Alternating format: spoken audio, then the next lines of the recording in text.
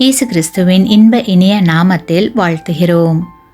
இன்றைய வேத வசனம்: கர்த்தருக்கு காத்திருக்கிறவர்களே, நீங்கள் எல்லாரும் திடமனதாய் இருங்கள், அவர் உங்கள் இருதயத்தை ஸ்திரப்படுத்துவார்.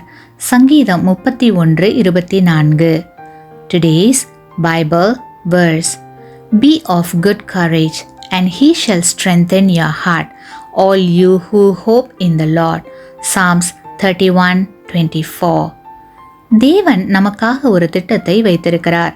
அந்த மாபெரும் திட்டம் உங்களுடைய வாழ்வில் நிறைவேறும்படி அவருக்கு நன்றி செலுத்துங்கள். தேவனுடைய நன்மைக்காக அவரை எப்போதும் துதியுங்கள். கர்த்தருடைய கண்கள் உங்களை காண்கிறபடியால் அவர் உங்களுடைய வேதனைகளை மாற்றி உங்களை ஆசிர்வதிப்பார். தேவன் மேல் வைத்திருக்கும் நம்பிக்கையை மட்டும் ஒருபோதும் விட்டுவிடாதீர்கள். கர்த்தருக்காக காத்திருக்கும் நம் ஒவ்வொருவரையும் திடமனதாயிருங்கள் என்று கூறுகிறார். அது மட்டுமல்ல, நம்முடைய இருதயத்தையும் ஸ்திரப்படுத்துவார்.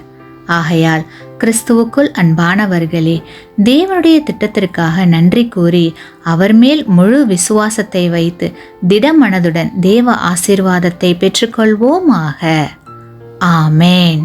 நீங்கள் பெற்ற இந்த ஆசீர்வாதத்தை மற்றவர்களோடு பகிர்ந்து கொள்ளுங்கள்.